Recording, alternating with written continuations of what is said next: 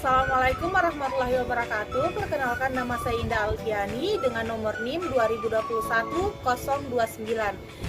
Di sini saya akan membawakan materi tentang sejarah perkembangan profesi pelayanan pendidikan, bidan di luar negeri maupun di dalam negeri.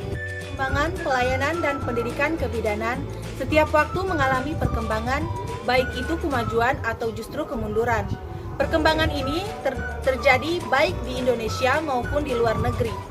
Sejarah kebidanan dimulai sejak awal kehidupan ataupun awal peradaban manusia. Perkembangan pelayanan dan pendidikan nasional dan internasional terjadi begitu cepat. Hal ini dikarenakan bahwa perkembangan pelayanan dan pendidikan kebidanan merupakan hal yang penting untuk dipelajari dan dipahami oleh petugas kesehatan, khususnya bidan yang bertugas sebagai bidan pendidik maupun bidan pelayanan. Perkembangan pelayanan kebidanan di dalam negeri. Pada zaman pemerintahan Hindia Belanda, angka kematian ibu dan anak sangat tinggi, di mana penolongan persalinan adalah dukun. Pada tahun 1807, di masa pemerintahan Gubernur Jenderal Hendrik Willem Daendels, para dukun dilatih untuk melakukan pertolongan persalinan. Tetapi keadaan ini tidak berlangsung lama, karena tidak tersedianya pelayanan kebidanan. Perkembangan pendidikan kebidanan di dalam negeri. Perkembangannya pendidikan bidan itu berhubungan dengan perkembangan pelayanan kebidanan. Keduanya berjalan untuk memenuhi kebutuhan atau tuntutan masyarakat terhadap pelayanan kebidanan.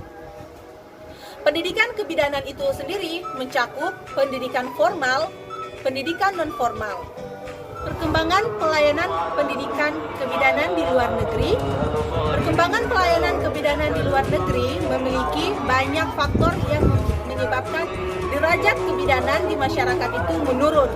Antara lain itu ada perilaku religius, kebutuhan ekonomi, peningkatan jumlah imigran. Selanjutnya ada perkembangan pendidikan kebidanan di luar negeri. Di Amerika Serikat, pendidikan kebidanan harus memenuhi standar yang dibuat oleh ACNM karena mencakup perawatan kesehatan primer untuk wanita dan bayi yang baru lahir. Perawatan kebidanan bersertifikasi adalah seseorang yang telah dididik dalam dua disiplin ilmu, yaitu keperawatan dan kebidanan. Kesimpulannya adalah pada zaman pemerintahan Hindia Belanda, angka kematian ibu dan anak itu sangat tinggi. Tenaga pertolongannya masih adalah dukun. Titik tolak konferensi kependudukan dunia di Kairo pada tahun 1994 yang menekankan pada kesehatan reproduksi itu memperluas area gerapan pelayanan bidan. Perkembangan pendidikan dan berhubungan dengan perkembangan pelayanan kebidanan.